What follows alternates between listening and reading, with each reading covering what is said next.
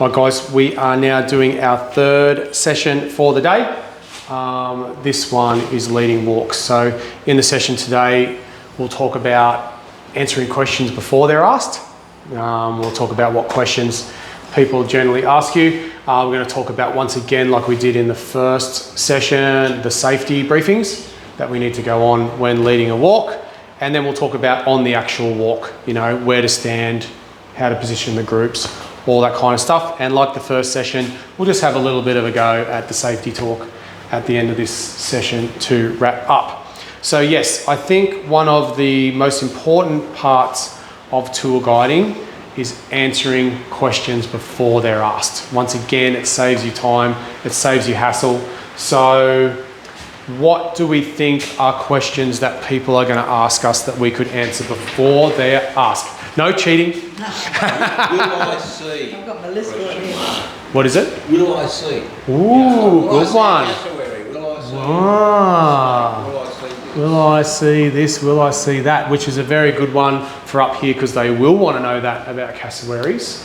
And even that in itself is a little bit of a safety talk in itself. Yes, if you see a cassowary, stop. Exactly, because we have seen people trying to take selfies with cassowaries.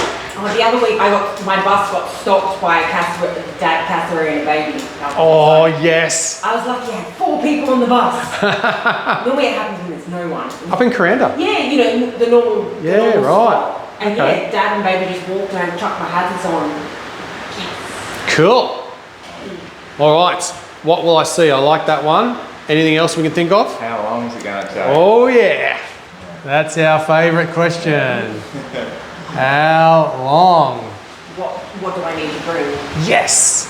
That is their next favourite question. Well, you didn't tell me I need a hat. Yes. Like it. Anything else we can think of? When's lunch, or when do we get to stop? Yes. When is lunch? Their favourite question of the whole day. I'm not answering because We're looking at it. We're looking at it. Are there toilets in the Toilets. Yes. Yeah, exactly. As you're looking at a male cassowary and 3 babies walking across the road, when's lunch? These are good ones, guys. Anything else that we can think of off the top of our heads? Because these are exactly all the questions we would get asked. Will it be strenuous? Yes. How difficult?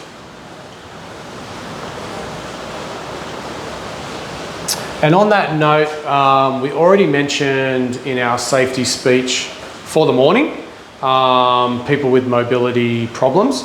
I have found some people, as Linda kind of suggests, that may be embarrassed talking about this kind of stuff. So I'll generally say, and that saves you talking, if you've got any problems doing the walks today, just come up and see me at a private moment and let me know, you know, because some people don't like to go, oh, I've got this, I've got the runs. Yeah, exactly right. But how difficult? As soon as you do it anyway without asking them, like Rainforest Station, you're like, oh, I'll just nip up the back to cut the stairs out for anyone that may have any issues. So that way you don't have to ask, but you sort of already sussed it out and they go, oh, thanks. Yeah, well played. Because they don't want to say, they'll say, oh, I'll be fine, but then they struggle. Yeah, well, that is great customer service there, Jenna. Love that one. Anything else we can think of, gang? I've left my phone in the bus. Are you going to lock it? Yes. Favourite question, especially from our German friends. Will the bus be locked? Germans. Yeah, they always ask me that. Now, on that note, because that is an excellent one, yes, the answer to the question is yes, the bus will be locked. But we all know, anyone who's got any idea about buses knows how to dump that air out of that door and open that door. So I generally tell them, yes, the bus will be locked. But if you have anything valuable, such as passports, wallets, phones, I would actually suggest to bring them with you. Yeah, gets, you know, covers us just in case. But yes, that is an excellent one as well. So when we key lock the bus? Can do that. Then you won't be able to dump the air. Yeah. So that is possible. Not many drivers do it, but yeah, it is possible. Anything else, or are we out? I'm out. Out. Linda's looking at me like, don't look at me, I'm out. All right, sweet. Recovered. Look at that, Ali. Wine glass bay. So, oh, geez, look how fancy I am with my PowerPoints. It doesn't come up till I press again. All right. Should have them coming up one at a time. Oh, thanks, Linda. I was impressed with this PowerPoint presentation. There you are, wanting more. Flying from the left as well.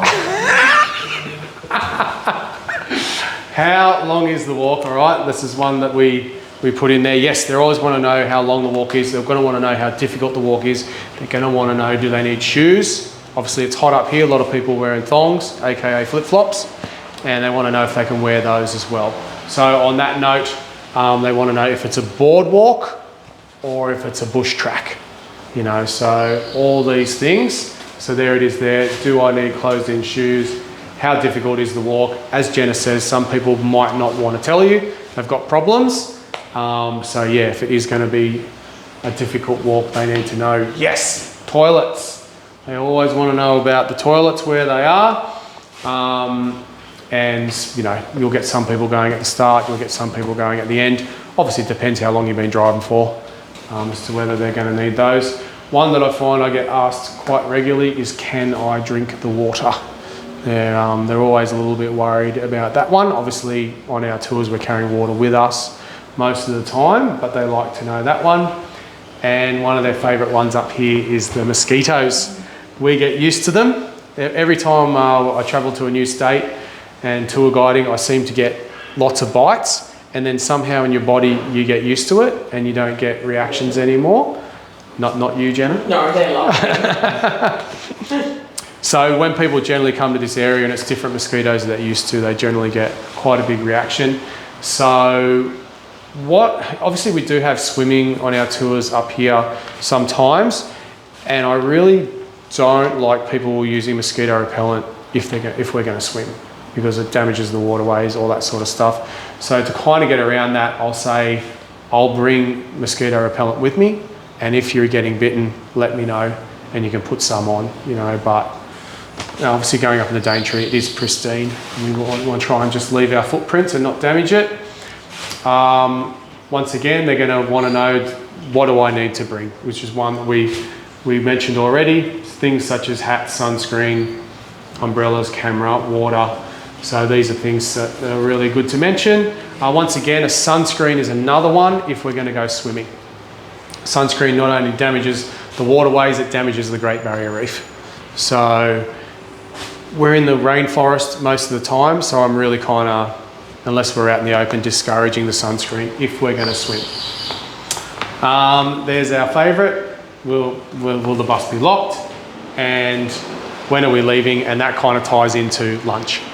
You know, when is lunch? So they've found they're the questions we get asked the most. And then once again, we're moving on to safety. All right, which is kind of some of these things we've kind of mentioned already, in how difficult is the walk. That comes into safety.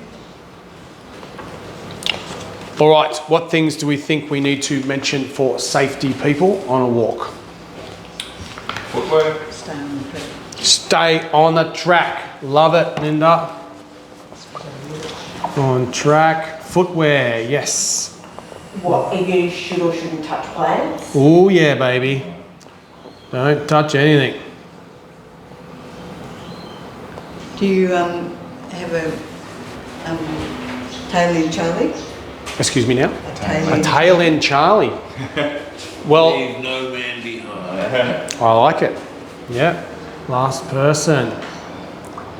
All right, running out of pen here. Could we put that into what do you do if you get lost? Kind of something like that, yeah. Would you nominate a tail end Charlie, or would you ask for volunteer for a tail end Charlie? Sure. Tail end Charlie. Why not? Yeah, I don't have a problem with that whatsoever. I'm still going to count the group and myself. I'm not going to rely on our friend Charlie, but it's a really good idea. I like that one. Wildlife interaction. Wildlife, yes, as we already mentioned with cassowaries. People do not understand. And yes, and everyone's desperate to get a selfie And with snakes too, you really are. snakes. Yes. This being the case, I think when we're doing walks, we're used to kind of looking for stuff, whereas the people that are on holidays are more like these ones. So I always like to lead the walk for that exact reason, just in case there's a snake on the track.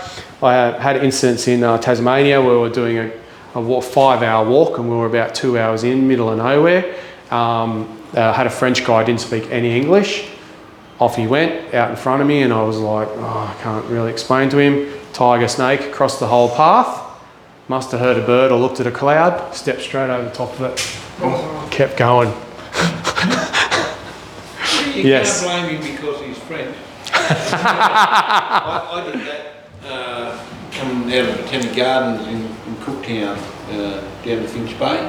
And we used to walk it every morning. And one morning I just stepped straight over a taipan. Wow. Yeah, sushi herself. She was behind me and seen it. Yeah, wow. And the snake didn't move or?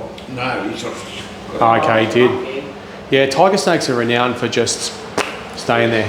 Yeah, a lot of So- tiger snakes where I grew up. Yeah, the taipan's more on their way, yeah. This is good, snakes. Bringing up good stories. Anything? About like listening to your instructions, like stop or don't go there, or I can't think Sure. of the phrase that. Listen to your guide. We've got to have a joke at the Go on, you got a joke for us? You've got to say, you've got to listen and listen to the joke. Yes, very good. All right, that's all we've got. Cool. Let's see what I've got here. Oh, I've done it again. Look at me go.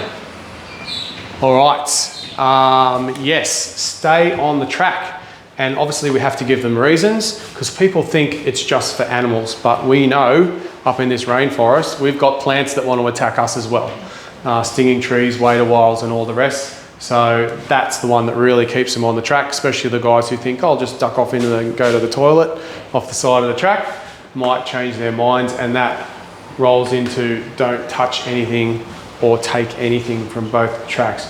Now, the reason I put loop or return walk is because talking about if people get lost, if they're worried if they get lost, if they know it's a return track and people are going to come back the same way, less stressful for them. Okay, I'll wait here, I'll bump into someone, because in my opinion, and I'll take your opinion, yeah, we want to keep the group with us, but at the same time, when I'm a passenger, I'm that person who wants to get that photo with no one else in it, you know, and I'm kind of trailing off the back to make sure I can get that photo. I want people to feel comfortable that they can stop and take photos and enjoy the walk at the same time, that they're not just kind of keeping with me the whole time. So obviously we get a lot of rain up here in the rainforest, funnily enough. So we've got our slippery and, you know, obviously if there's any cliff edges or anything like that. Now this is talking about getting lost, which people do want to know. If there's ever a turn in the track, I make sure I stop every single time and count my group in. That's the easiest way you're going to lose someone. If you just keep on traveling and then someone gets the turn and goes, which way do I go? You know, and important one is if they do get separated from the group, to stay still, because that's what they'll do. They'll go, oh, I think they've gone this way, and off they go walking, and they're just getting more and more lost each step, you know. So speaking of that, you know, obviously it's not part of the safety, but the group can spread out if people are stopping taking photos all the time, and sometimes we might be on time limits. So if you've got people, you know, if you're interested in hearing about the plants, interested in what I've got to say, maybe stay a little bit more towards the front so you don't miss out. But on that note, it is good to try and wait, you know, for everyone. I know what I'm like. I feel like I'm missing out if the guide starts talking. Now, we do have swimming on some of our tours, and this is a very important one. And the reason I've got it in quotation marks there is we really need to say this anytime we are swimming. If you cannot swim or are not a strong swimmer, do not enter the water. because we know this from horrible situations that have happened on other people's tours, and that didn't say that. Would you also mention there is no lifeguard? Sure, 100%. You're 100% responsible for yourself. I'm usually carrying a first aid kit with me on a walk, just one of those little portable ones. And as we mentioned, how long's it going to be? When are we leaving? When's lunch?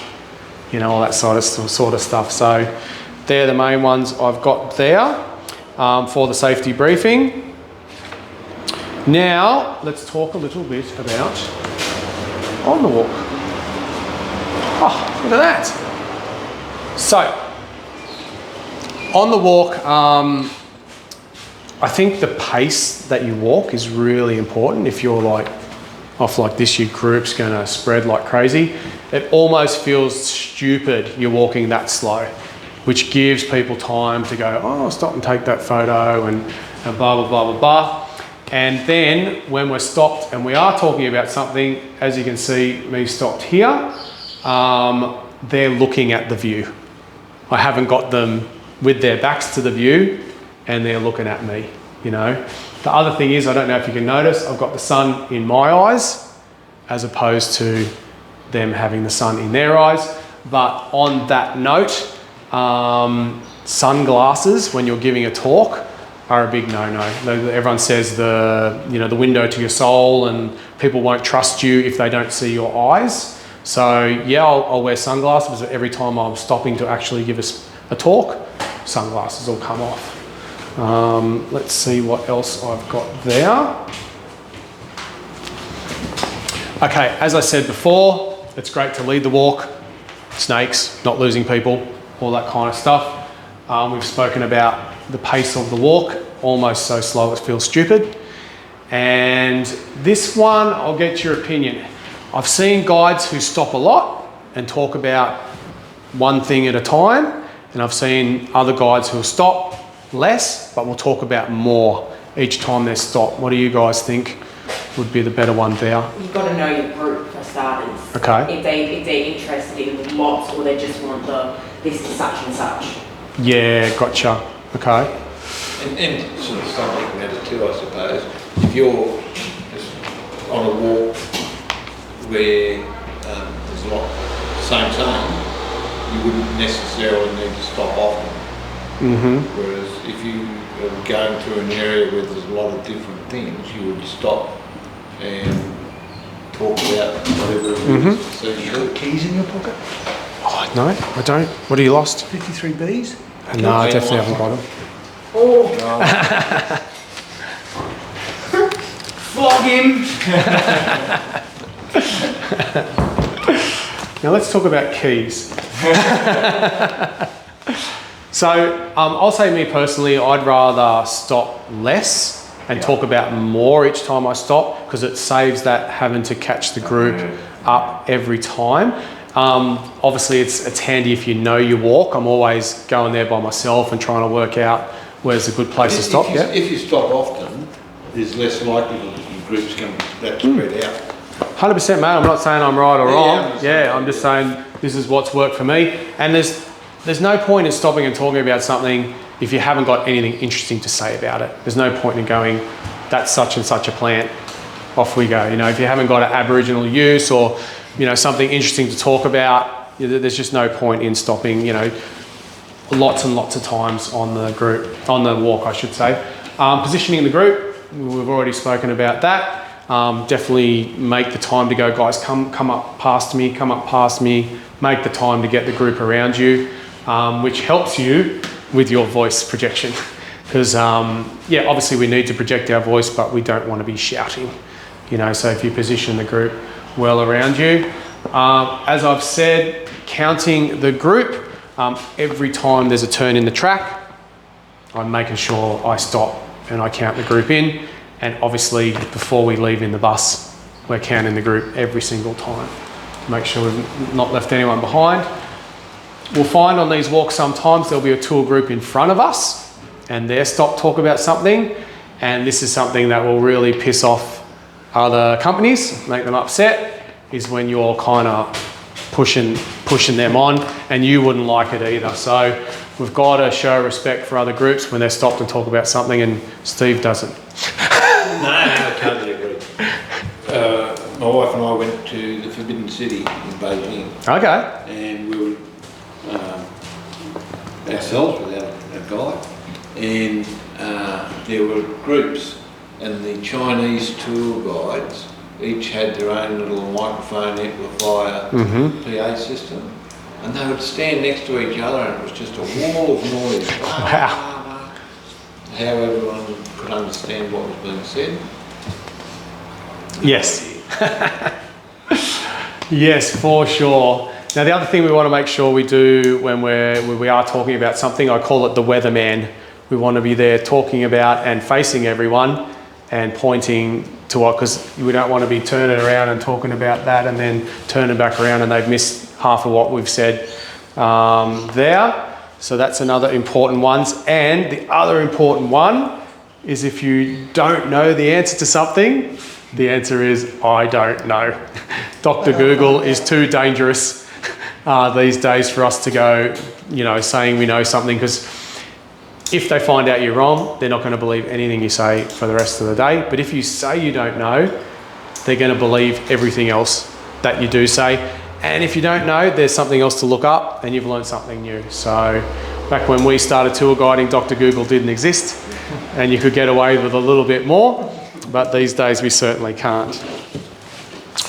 All right, and as I was mentioning before, I can't tell you how much people love it when you take photos for them. Well, you point out a really good spot. Like, if you do there, that's amazing. Yes. People always appreciate the perfect shot. They do, especially in this day and age, Instagramming everything.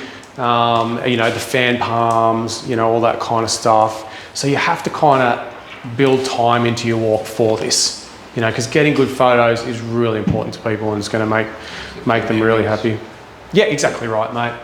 As I was saying before about mosquitoes and stuff, I'm carrying that mosquito repellent with me, just in case people are getting out there and doing the mosquito dance. I can help them out. They love that. And my next point was exactly what you said, Jenna. Show them where the good photo spots are. So you've absolutely nailed it. Rainy days as well. We have to keep our enthusiasm up in people. Obviously, we work in the rainforest. It's going to happen. At least it's warm up here. I've done plenty of tours in Tasmania and rainy days where it's freezing cold too. So yeah, liquid sunshine. We've got to keep that enthusiasm up and keep people going. I tell the people on the bus, like Skyrail, you can see them sometimes when it's pissing down rain or really heavily overcast or whatever, and they hop on the bus, they're despondent, will I bother going or not, I just say, geez, you're going to see it in its natural thing, that's why they call it a rainforest, and you have more chance to see some wildlife. When it's hot, the wildlife all hides. Yeah, that's a good point, man. It's not hot, when it's Yeah. raining, you might see a bloody chapter walk through the bush or a tree kangaroo or whatever. I like that. That'll definitely get people more excited to go out in the rain. You've got more chance of seeing animals when it's raining. Then they'll see nothing, of course. And it's got a celebrity endorsement too. Sir David Attenborough said that is the best time to be in the rainforest. Ooh. Sir David says it. Sir David said it. He said it's quite right. Exactly right. All right, guys, we're up to your favourite part of the session, the practice activity. So we'll do the same thing. We've got a couple of you guys can head on in there, and Linda and Rob can stay here, and we'll just have a practice at safety briefing before a walk. What questions we want to answer before they're asked. As I say, it doesn't matter how good or bad it is. It's our first time at trying it, but the best way is just to have a go. So if you don't mind, guys, we'll do our little split again. Can I just ask a question? Of course you can. Or maybe afterwards. Yeah. No, let's do it now. It's on your mind. Let's go for it. Well, like, I don't ever see myself doing this ever, so please don't ask me to. Having said that, last year I did, I can do short ones, I could do the Skyrail one or something, but I don't think I could do this. I just do not have the confidence and the knowledge and everything like that. But having said that, I did pick up on a cruise pick up a guide with me. So how much does the driver, like the driver have to do anything or just leave it all up to the kid? The onus then is on the guide.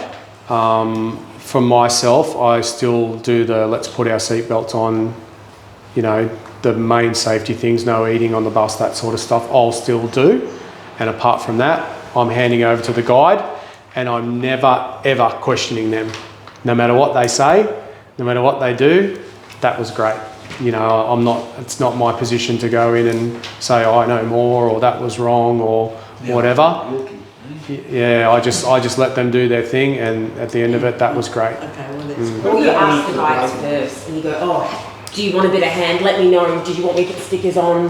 Do you want me to do a double count, double head check, or whatever? You just ask them. They Do you usually want me expect you to do the to stickers. help you Yeah. play games or something like that perhaps? Or? I think it's what Steve's going to say, and it is correct. If they're saying something that's blatantly incorrect, then sure, but we'll do that one-on-one, not in front of the group, of course.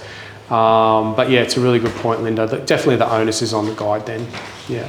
But yeah, you go on. I was going to say, or I know when I do a lot of drop-offs with the cruise ship to the Skyrail, the majority of the guides I know won't point out toilets, and we've got a particularly older group.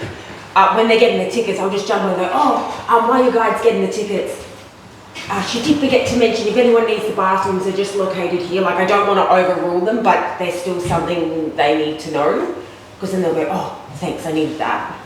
Like, yeah, it's a fine line not to step on your toes, but sometimes, I find that's a very important thing to mention. Yeah. Good point, Linda. Thank you for asking that. All right, let's do it, guys. Last activity. You can take your little sheets with you if you want, because they've got your little safety notes in there and questions you might get asked to help you along. You're not doing having a crack, Linda? Maybe. You want to have a go, Linda, or not? So what are we doing? Safety briefing? Whatever you want. We can do answering questions before they're asked, a little safety briefing. Doesn't matter how good or bad it is. We're just having a go. So, actually the other thing I was going to ask you about too, but that's for later as well. Anyway, let's do this. So I'll do the easy one, the questions before we're asked. Yes. All right, go for it. I know I pick people up, and I know All right, we're it's welcome. And then I'll see if I can be annoying. Yeah, I know. Anyway, sit there nice and like all right, we're welcome to their walk today. We're going to turn, our walk is going to be about 10 kilometres. It goes up a mountain, so if you have some mobility issues, please let me know. Things that I need to work around. Oh, yeah, I've done the hair long enough. And so you're going to need some really good walking shoes, those flip-flops you've got on, they're probably not going to do the job. But so if you've got some other shoes in your bag, I suggest you put them on now. So any good walking fellas don't have cut mustard? No, they're not cut mustard, I'm sorry. No. I've got family friends that actually I'll dig out Alrighty. superior hair. Okay, probably one of the most important things today is to stay on the track. flash autumn. Don't go off it, there's some trees that'll, grab onto you or sting you or something, or some of the snakes and that tend to hide in the grass. Maybe we shouldn't have said that. But please stay on the track, because then you won't get lost. If you do happen to go off the track, stay where you are. And I'll stop every now and again, do a count, and if you're not sure, come right. What else we do? Take plenty of water. It's going to be a hot day, so you need plenty of water, and if you haven't, there's a couple of streams on the way you can drink water. Okay. Yep. Have you got any mosquito repellent? Because if you haven't, I have quite a few mosquitoes through this track here. So take a hat with you. You're also, going to need a hat. And the bus, if you've got any valuables with you, I would suggest you take them. The bus will be locked, but if you've got like passports or phone or something like that you don't want to do without, please take it with you. Okay. Also also too, if you want some photos taken, I'm happy to take a photo, and I'll point out along the track the good spots to take photos. So, Alright. and is that about it? That's about it, did I? That was great. Don't give yourself enough credit. A couple of things I want to Do you want to do know. the practicing first? When's lunch? Oh, okay, right. Well, There you go, aren't related. well, I'm just being the annoying. did you not pick up your lunch on the way through? We had lunches. Oh, Did you not pick where's it me? up? But when's the meal between lunch and the next meal? Well, there's a couple of spots on the way. We'll see how we go with timing. But usually around about between 11 and 1 we'll be having lunch, or maybe 12 o'clock. See, I Right. How long is it gonna She's take? hedged her bets there, hasn't she? How long is it going to take? What, lunch? No, this Depends how walk. fast you eat, really. The walk. The walk. Cover everything. Oh, okay. Oh, and the other thing, it is, it's a loop walk. Oh, So, yeah. if you get lost, I mean, if we get out of sight, please stay where you are. I'll come back and find you. Just don't carry on walking, because there are little side bits that you might get lost. So just stay where you are, and I'll come back and have a look. And if I do touch And it's going something. to take about 2.5 to 3 hours. Alright, thanks. But there's lots to see on the way, lots to keep your interest. You know, you might see the odd kangaroo or the snake, or you know, the old whatever tree it is. Sounds great. Let's go. That's that tree I've been wanting to see for a long time. That was great, Linda. Well done. Thanks, guys. Linda did great. You were got an idea out We there. were talking about the general principles. But we I heard talking in there. didn't do the role. The question I was going to ask is, how long are your walks normally? You know, because the reason I'm asking this is that I worked for a company down in South West Australia. They did like 20k walks, and they had, you know, walkie-talkies that they kept in contact. Your walks are not that long? No, that's long pretty are your serious. walks? I think the longest walks we've generally done were probably down in Tasmania, and it was more like what your walk just mentioned, about 10k's, 11k's, you know. Yeah, Linda's walk was 10 kilometres up a hill, cross streams, drink the water, get lots of mosquitoes, snakes. It was a great walk. I want to go on this walk. That sounds like a good hash run. Yeah, so no, it's one of the things in the Daintree, people expect the walks to be longer. So it is something that I explain to them, that it is a place where the environment is protected, and they've just put a few small walks in for us, but the Daintree is mostly just protected without humans on it. So yeah, mainly about 30, 45 minutes, most of the walks we do on our day tours. Oh, that's not too bad. No, not too bad so at all. You don't need to know a lot either, do you? I think, kind of do, but yeah. you don't need to know a whole day's worth of information type thing. A day's worth would be nice, since it's a day tour, yep. That would be... No, you don't need to know a day's worth of walking information, no. Thank you so much, guys. That brings us to... Oh, I stuffed it up. Let's go again. Failed miserably. Yeah, look at me go. I'm going to fail for sure. Now I wish I didn't have so many of these to go. Oh, what's going to happen now? Oh, that's what I needed to do. Let it fade in and fade out. What you were looking for. All right, so in conclusion for this session, answering questions before they're asked is going to save you a hell of a lot of time and a hell of a lot of questions. Safety briefing is important. How to lead the walk, how to get the group around you, where to get them to stand. And our next training sessions, which you guys don't have to go through, is now we're going to start to write our commentary. We're going to start sourcing information and learn how to write our commentary on the walk. Right, thank you so much, guys. Any final questions? There's one. If, say, like there's a botanist in your walk, Yeah, somebody knows more than you. Which is going to happen. Would you include them? Yes, you certainly can. Why not? You know, if people have got great knowledge, I'm happy to learn off everyone who's on the bus. I'll learn something new all the time. I'm always carrying my botany books in the bus, wildlife and flora and fauna. So if I get asked what's that tree, I don't know, there's 4,000 species of trees in this rainforest. I probably know about 100, maybe 200 at the absolute most. So I'm going to say I don't know to most of those trees. And here's a book. Feel quite welcome to look them up. Yeah.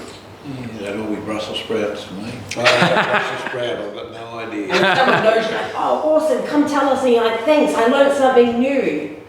And they'll feel awesome about themselves. Yeah, Yes, that they'll they're have a good go, don't they? exactly. You know, if they're a botanist, they've studied for so long botany, and they'd love to be telling this information I to was people. just going to say they're throttling at the bit. Yeah. To be able to let everyone else on the group know that they know. Yes.